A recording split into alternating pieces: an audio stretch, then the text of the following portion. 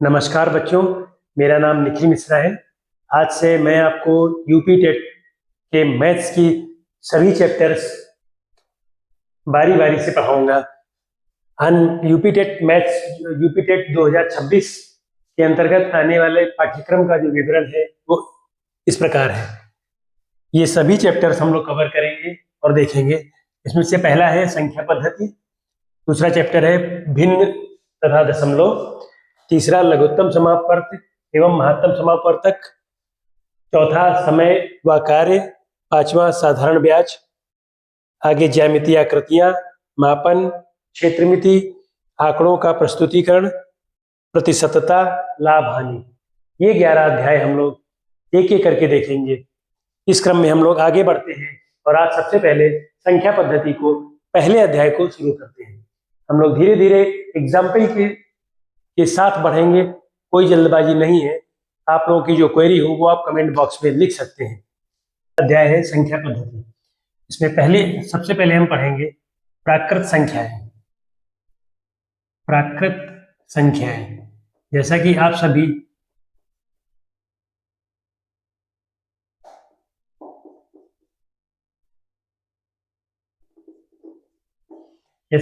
जानते हैं, आप बचपन से पढ़ते आ रहे हैं, नेचुरल नंबर्स, प्राकृत संख्याएं ऐसी संख्याओं को कहते हैं जो कि एक से शुरू होती हैं और अनंत तक जाती हैं।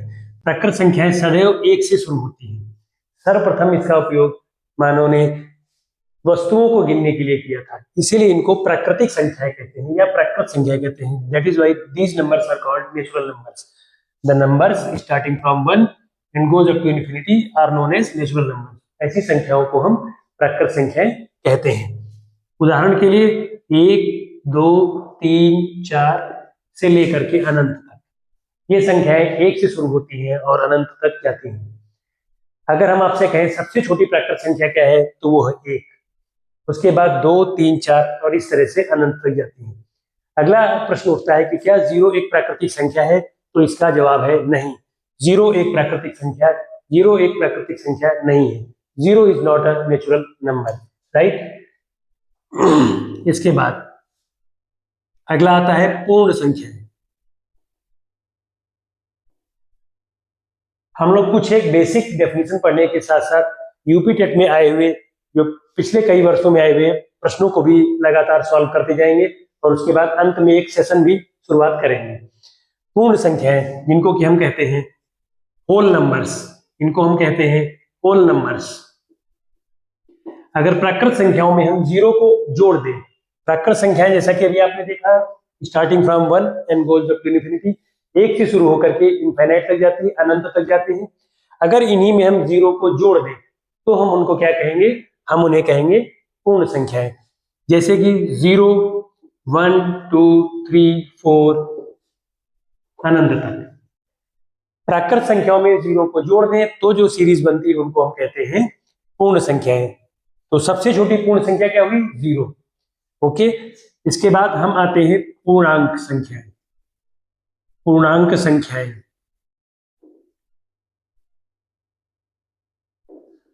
पूर्णांक संख्याओं में ऐसी प्राकृत संख्याएं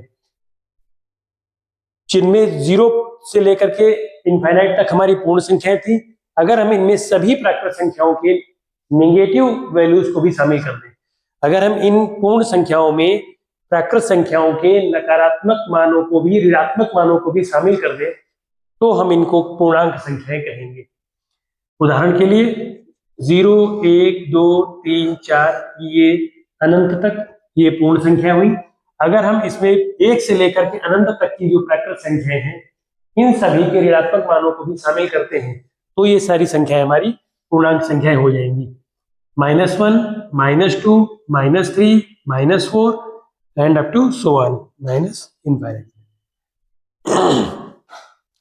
फिर से मैं रिपीट कर रहा हूं, 1 से लेकर के जो संख्याएं शुरू होती हैं अनंत तक जाती है उनको प्राकृत संख्याएं कहते हैं। अगर इसमें हम 0 को ऐड कर दें तो 0, 1, 2, 3, 4 से अनंत तक जो जाती है वो पूर्ण संख्याएं कहलाएंगी। अगर हम इन पूर्ण संख्याओं में प्राकृत संख्याओं के सभी ऋणात्मक मान को भी जोड़ दें तो 0, 1, 2, 3, 4 और -1, -2, -3, -4 इन सबको हम पूर्णांक संख्या कहते हैं। इन पूर्णांक संख्याओं में जो ये धनात्मक पक्ष के सारी संख्याएं हैं 1, 2, 3, 4, इन सबको हम पॉजिटिव इंटीजर्स कहते हैं, और -1, -2, -3, -4 को हम ऋणात्मक पूर्णांक संख्याएं या निगेटिव इंटीजर्स कहते हैं। अगला चौथा, जैसा कि आप सभी जानते हैं, सम संख्याएं। सम संख्याएं, सम संख्याएं आप सभी परिचित हैं, इनको इवन नंबर्स भी कहते हैं।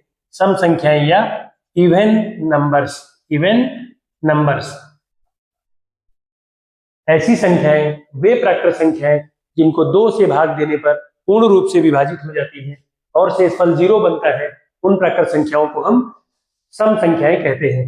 जैसे कि उदाहरण के लिए, for example 2, 4, 6, 8 and so on, 2, 4, 6, 8 और ऐसे ही अनंत तक। ये सभी ऐसी प्राकृत संख्याएं हैं जिनमें कि अगर हम 2 से इनको भाग करते हैं तो शेषफल हमारा क्या होगा? 0 होगा। 2 से भाग देने पर शेषफल क्या होगा? 0 होगा।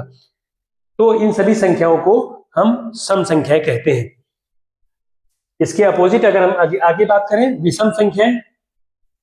विषम संख्याओं में वे सभी संख्याएं आती हैं, जैसा कि आपको नाम से ही स्पष्ट हो रहा है, सम संख्याएं जो 2 से विभक्त हो जाती हैं और शेषफल 0 बचता है। इसी तरह से अगर हम विषम संख्याओं की बात करें तो जिनको हम ऑड नंबर्स भी कहते हैं, ऑड नंबर्स। ऑड नंबर्स, अगर हम इनकी बात करें विषम संख्याओं की, तो विषम संख्याएं वे प्राकृत संख्याएं जिनमें हम 2 से भाग देने पर पूर्ण रूप से विभाजित नहीं होती हैं या शेषफल 1 बचा रहता है, तो ऐसी संख्याओं को हम विषम संख्याएं कहते हैं। जैसे कि आप सोचिए 1, 3, 5, 7, 9, अगर इन संख्याओं में हम किसी में भी 2 से भाग करेंगे, 1 को छोड़कर आगे सभी संख्याओं में अगर हम 2 से भाग करते हैं तो शेषफल हमारा 1 रह जा रहा है, 2 से पूर्ण रूप से विभाजित नहीं हो रही है, अतः इन सभी संख्याओं को हम विषम संख्याएं कहते हैं। अभी तक आप लोगों ने देखा प्राकृत संख्याएं, पूर्ण संख्याएं, पूर्णांक, सम और विषम संख्याएं। इसी क्रम में आगे बढ़ते हुए अगला नंबर आता है भाज्य संख्याओं का। भाज्य संख्याएं या कंपोजिट नंबर्स, जैसा कि इसके नाम से ही स्पष्ट है, भाज्य संख्याएं वे संख्याएं जो कि 1 और स्वयं को छोड़ करके, ऐसी संख्याएं जो कि 1 और स्वयं को छोड़ करके, 1 या स्वयं को छोड़ करके अन्य भी कई नंबरों से विभाजित होती हैं या कुछ नंबरों से विभाजित होती हैं, उनको हम भाज्य संख्याएं कहते हैं। जैसे कि 4, 6, 8 ये और इस तरह से आगे, ये वो संख्याएं हैं जो कि 1 और खुद, जिससे पहला अगर हम उदाहरण ले लें 4, तो 4 एक ऐसी संख्या है जो कि 1 और 4 को छोड़ करके भी 2 से विभाजित हो रही है। इसी तरह से 6 भी एक ऐसी संख्या है जो 1 और 6 को छोड़ करके और भी अन्य संख्याओं से विभाजित हो रही है, 2 और 3 से विभाजित हो रही है। इन संख्याओं को भाज्य संख्या कहते हैं। इन समरी, संक्षेप में हम ये समझें कि वे संख्याएं जो स्वयं के अतिरिक्त और 1 के अतिरिक्त अन्य संख्याओं से भी विभाजित हो जाती हैं, उनको हम भाज्य संख्या या कंपोजिट नंबर्स कहते हैं। इसके उलट, ठीक इसके विपरीत, अभाज्य संख्याओं में ये होता है कि वे संख्याएं सिर्फ और सिर्फ 1 से या खुद से विभाजित होती है, 1 से या खुद उसी संख्या से ही विभाजित होती है। ऐसी संख्याएं जो कि 1 से या खुद स्वयं से ही विभाजित होती हैं, the numbers which are divided by 1 और by themselves are known as prime numbers. उदाहरण के लिए अगर हम बात करें 3, 5, 7, 11, 13 एंड सो ऑन, ये वही संख्याएं हैं जो अगर आप इनको विभाजित करके देखिए, अगर हम 3 की बात करें तो 3 या तो खुद 3 से विभाजित हो रहा है या 1 से। अगर हम 5 की बात करें तो 5 2 ही संख्याओं से विभक्त हो रही है, 1 या 5। इसी तरह से 7 1 या 7 से विभाजित हो, इसी तरह से आगे अनंत तक हम चले जाते हैं। तो इन संख्याओं को हम कहते हैं प्राइम नंबर्स, जो कि the numbers which are divided by 1 और themself only, not by any other number are known as prime number. ऐसी संख्याएं जो कि या तो स्वयं से विभाजित होती हैं या खुद अपनी ही संख्या से विभाजित होती हैं या 1 से विभाजित होती हैं, उनको हम प्राइम नंबर्स या अभाज्य संख्याएं कहते हैं। इसी क्रम में आगे बढ़ते हैं। परिमेय संख्याएं। परिमेय संख्याओं में वे प्राकृत संख्याएं, ऐसी नेचुरल नंबर्स जिनको हम p बाई क्यू के फॉर्म में लिख सकते हैं। ऐसी प्राकृत संख्याएं जिनको हम p बाई क्यू के फॉर्म में लिख सकते हैं, जहां पर कि q नॉट इक्वल टू 0 है। इन प्राकृत संख्याओं को हम परिमेय संख्या या रेशनल नंबर्स कहते हैं, जैसे कि 3/4, 6/7 एंड सो ऑन। इन संख्याओं को हम परिमेय संख्याएं या रेशनल नंबर्स कहते हैं। इसी के अगले क्रम में हम चलते हैं। 9 नंबर पर हम देखेंगे अपरिमेय संख्याएं। 9 नंबर पर हम देखेंगे अपरिमेय संख्याएं या इरेशनल नंबर्स। अपरिमेय संख्याएं या इरेशनल नंबर्स भी कहते हैं इनको।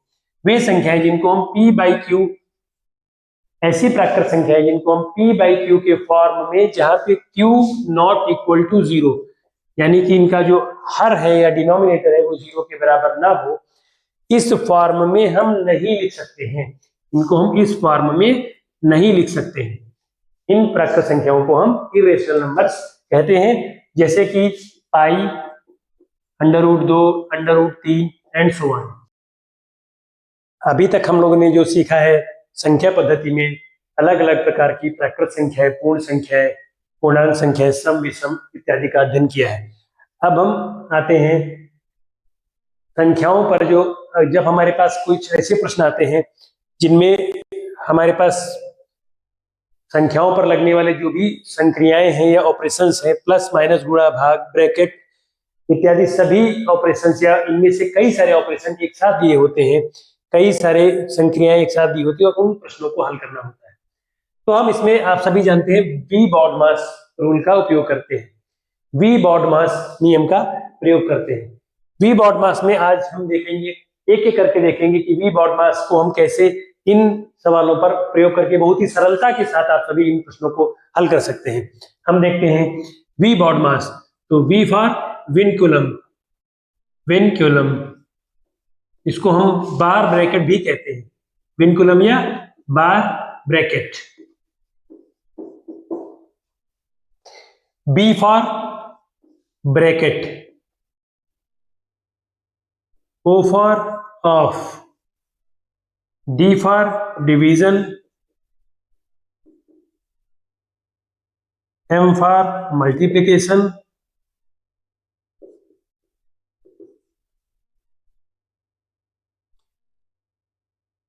ए फॉर एडिशन और एस फॉर सब्सट्रैक्शन। ये बॉडमास का फुल फॉर्म सबका है। इसी बॉडमास का प्रयोग करके जब किसी भी सवाल में, जब किसी भी प्रश्न में हमारे पास एक से अधिक संक्रियाएं या ऑपरेशंस होते हैं, तो हम इनका प्रयोग करते हैं। V BODMAS, V for vinculum या बार ब्रैकेट, जिसको कहते हैं रेखा कोष्ठक, अगर इस तरह से लगा हो 9 + 7 ये लगा हो, तो सबसे पहले हम इस रेखा कोष्ठक को सॉल्व करेंगे। सबसे पहले हम इसको हल करेंगे जिसमें ये रेखा कोष्ठक लगा है। ब्रैकेट, ब्रैकेट आप सभी जानते हैं 3 प्रकार के ब्रैकेट होते हैं। इसको कहते हैं स्मॉल ब्रैकेट, इसको कहते हैं मिडिल ब्रैकेट और ये है आपका बड़ा ब्रैकेट। जैसे कि एक परिवार में अगर हम इसको याद करने का तरीका ये है कि सबसे पहले हम स्मॉल ब्रैकेट को हल करते हैं, छोटे कोष्ठक को, फिर मध्यम कोष्ठक को और फिर बड़े कोष्ठक को। इस प्रकार से किसी भी परिवार में सबसे छोटे बेटे को सबसे पहले प्राथमिकता दी जाएगी, फिर उससे बड़े को और फिर सबसे बड़े को। सबसे बड़े को सबसे ज्यादा धैर्य दिखाना होगा तो उसका नंबर सबसे बाद में आएगा, अंत में आएगा। इसी तरह से हम इसको याद रखेंगे। तो सबसे पहले हम रेखा कोष्ठक को सॉल्व करेंगे, बार ब्रैकेट को, फिर इसके बाद हम ब्रैकेट को हल करेंगे। ब्रैकेट को हल करने के बाद हम आएंगे ऑफ पर, ऑफ यानी का, ओके। फिर हम आएंगे डिवीजन यानी भाग, इसको हल करेंगे। फिर इसके बाद गुणा को हल करेंगे। फिर नंबर आएगा हमारा जोड़ और फिर नंबर आएगा घटाना या सब्सट्रैक्शन। तो इसका नंबर सबसे बाद में आएगा सब्सट्रैक्शन का, और सबसे पहले नंबर आएगा वी यानी बार ब्रैकेट का। इसी क्रम में हमको बढ़ना है, इसी क्रम में हमको सवालों को हल करना है, इसी क्रम में हम ऑपरेशंस को या संक्रियाओं को सॉल्व करेंगे। वी फॉर विनकुलम या bar bracket, B for bracket को हल करेंगे, ब्रैकेट में भी अगर हमको क्रम पूछा जाता है तो सबसे पहले छोटे कोष्ठक को, फिर मध्यम वाले को और फिर बड़े कोष्ठक को, इसके बाद ऑफ, फिर डी फॉर डिवीजन को, फिर उसके बाद मल्टीप्लीकेशन करेंगे, फिर एडिशन करेंगे, फिर सब्ट्रैक्शन करेंगे। आइए बच्चों इसको हम समझते हैं एक एग्जाम्पल के द्वारा, जैसा कि ये पहला एग्जाम्पल है। पहला एग्जाम्पल जहां तक कि आप देख पा रहे हैं 9 + 7 भाग 4 × 5, ये यूपी टेट 2011 का प्रश्न है। इसको हल करने के लिए सबसे पहले हम देखेंगे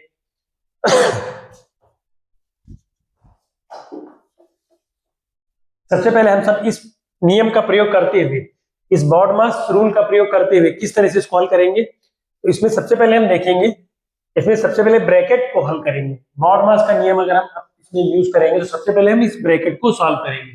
प्रश्न हमारा क्या कह रहा है, प्रश्न कह रहा है 9 + 7 ब्रैकेट फिर डिवीजन 4 × 5। अब इसको हल करने के लिए हम किसी भी प्रकार के कोई कंफ्यूजन में नहीं रहेंगे। सबसे पहले हमको इस ब्रैकेट को सॉल्व करना है। ब्रैकेट को जब हम सॉल्व करेंगे तो 9 और 7 ये जोड़ करके हो जाएगा 16 इक्वल टू 9 + 7 16 और फिर भाग 4 × 5। अब बच्चों देखिएगा, अब हमारे पास दो ऑपरेशन बचे हैं, 16 भाग 4 × 5।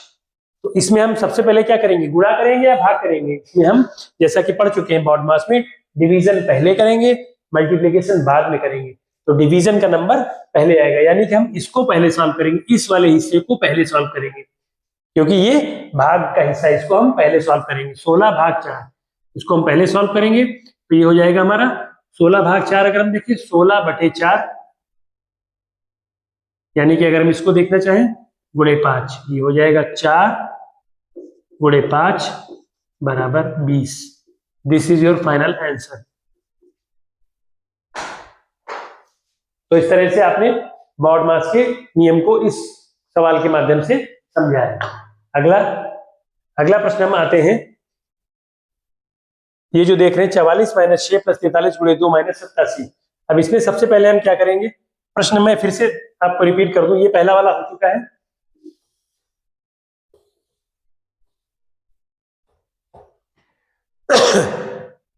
मैं ये प्रश्न ऊपर लिख रहा हूं, 44 - 6 + 43 × 2 - 87 या 87। इसमें अगर हम BODMAS के नियम का उपयोग करें, अगर हम इसमें BODMAS के नियम का उपयोग करेंगे तो ये कहां तक हो जाएगा, 44 - 6 + 43 × 2 - 87। तो इसमें हमारा क्या आ जाएगा, सबसे पहले आएगा मल्टीप्लीकेशन। अगर हम यूज करें तो इसमें सबसे पहले आएगा मल्टीप्लीकेशन, क्योंकि हमारे पास इसमें कितने चिन्ह है, माइनस है, प्लस है और गुणा है। तो माइनस, प्लस और गुणा है, तो हम अगर अपना BODMAS का नियम अपनाएंगे, ब्रैकेट वी BODMAS पर vinculum bracket of division multiplication addition subtraction, तो ये मुख्य 4 संक्रियाएं हैं डिवीजन मल्टीप्लिकेशन एडिशन सब्सट्रैक्शन में। अगर हम देखेंगे तो प्लस माइनस गुणा भाग में गुणा को पहले करेंगे, गुणे के बाद हम प्लस का नंबर लगाएंगे, उसके बाद हम माइनस के आएंगे। ठीक है, कोई भी कंफ्यूजन नहीं होना चाहिए। हम सबसे पहले देख लेंगे हमारे प्रश्न में कितनी सारी संक्रियाएं हैं, तो इसमें माइनस है, प्लस है और गुणा है। तो माइनस, प्लस और गुणे में हम सबसे पहले किसको करेंगे, गुणा को करेंगे, फिर plus and then we come to minus. तो ये हो जाएगा 44 - 6 प्लस इस वाले हिस्से को हम पहले हल करेंगे, 43 × 2, इस हिस्से को हम पहले हल करेंगे, 43 × 2 ये हो जाएगा 86 और माइनस 87। ठीक है, अब हम प्लस को पहले कर लेंगे, 44 + 86 - 6 - 87। अब आप सभी लोग समझ गए होंगे, ये जोड़ लेंगे 130 और इनको आपस में जोड़ लेंगे